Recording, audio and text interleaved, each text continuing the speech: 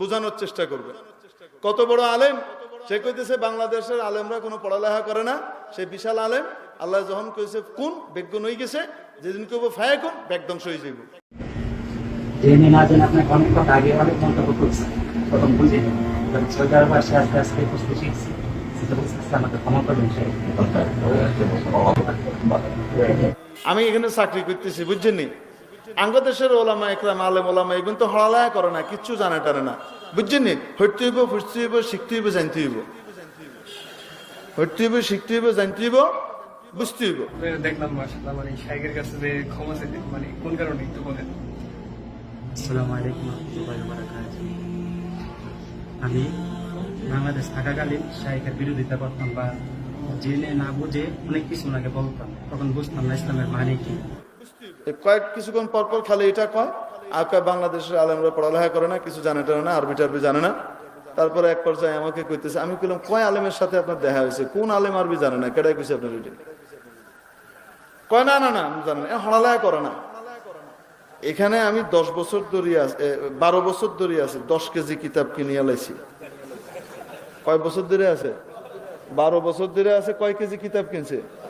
10 KG কিতাব কিনছে। এটা গর্বের সাথে কইতেছে। আর বেটা আমগো তালিমুল ইসলাম যেটা করে এর কাছে তো 15 কেজি কিতাব আছে। এখন আমার মেশিন দেখায় কইতেছে এটার নাম হলো মাক্কিনা, বুঝছেন? এটার নাম কি? মাক্কিনা। হইতে হইবে, শিখতে হইবে, জানতে হইবে, বুঝতে হইবে। এটার নাম মাক্কিনা, বুঝছেন? বাংলাদেশে আলেমাগুলো হড়ালেখা করে না। আমি কিছু বলি না, আমি চুপচাপ তার কথা শুনতেছি। আসলে যে কোনো মেশিনকে আরবিতে মা কি না বলা হয়। যে কোনো মেশিনকে আরবিতে শুদ্ধ আরবি কি? মা কি না, মা কি না। হ্যাঁ, সেইটার বিকৃত রূপ আমাকে শিখাইতেছে মাক্কিনা। কি নাম?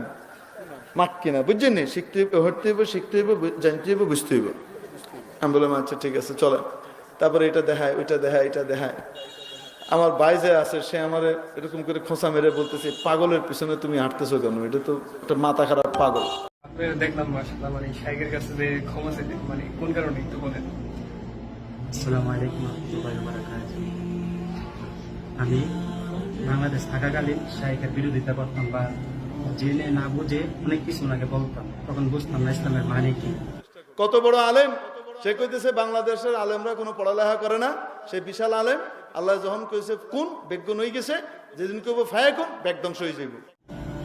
তখন সেলিব্রিটি বক্তাদের পাগল ছিল, যার ফলোয়ার যত বেশি ছিল তাদেরকেই সাপোর্ট করতাম বা মানুষের দেখা দেখি যাকে বলা হতো।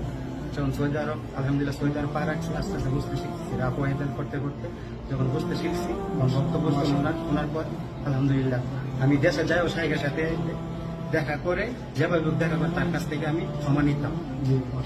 আলহামদুলিল্লাহ আল্লাহর কি রহমত, তার সাথে আমার দেখা হয়ে গেছে এবং যে স্তরেতে আসছে উনি আমার বড় ভাই।